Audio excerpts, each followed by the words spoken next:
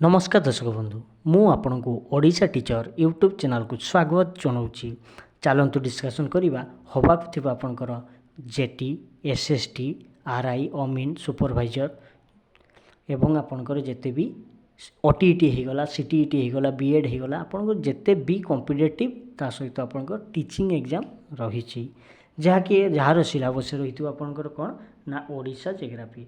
तो आम एवं कौन कर प्राय आपंकर 9 ରୁ 10टा क्लास हो सारा आम प्रथम देखु बेसिक क्वेश्चन गुड़ा ओडिशा जियोग्राफी बेसिक जिनसटा आप जानिले तापर आप कौन करेंगे ना जिते भी क्वेश्चन आसूसी जिते हाई लेवल भी आसूसी तापर आप बुझीपारे हाई लेवल कला माने आप बेसिकटे जानी से जिनसटी को बुझीपारे।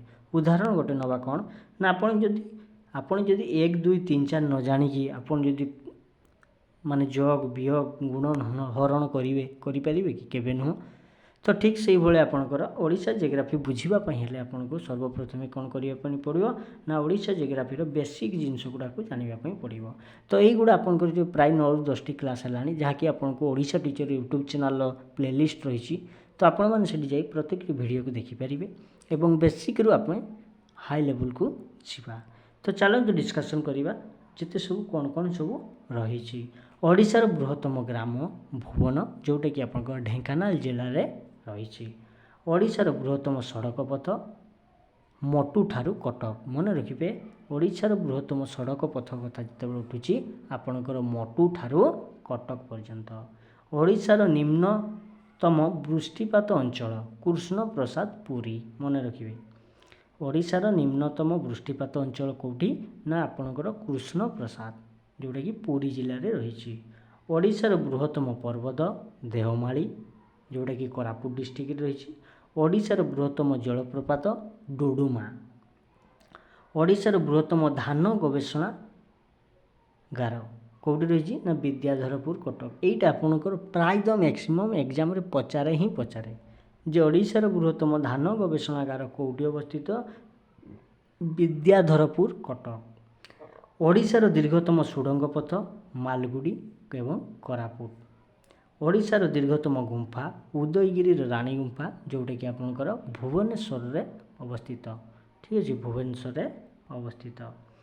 ओडिशार दीर्घतम गंड टिकरपड़ा महानदीर सातकोशिया गंड युवा आपणकर ओडिशार दीर्घतम गंड कथा आम जिते आलोचना कर कथा ही उठी थाए जमतीक आप टिकरपड़ा रही महानदीर आपणकर सातकोशिया जो गंड रही युवा आपणकर ओडिशार दीर्घतम गंड।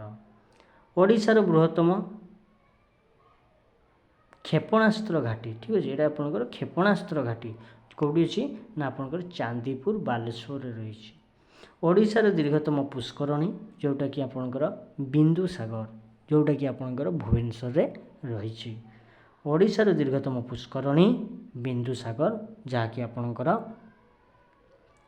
भुवनेश्वर ठारे अवस्थित। तो बंधुगण आउ थे देखो कहीदे ओडिशार बृहत्तम ग्राम भुवन जोटा कि ढेंकानाल जिले में। ओडिशार बृहत्तम सड़क पथ मोटू ठारू कटक।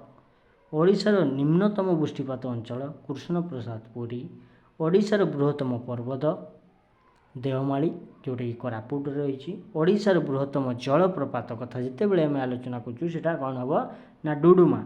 ओडिशार बृहत्तम धान गवेषणागार विद्याधरपुर कटक।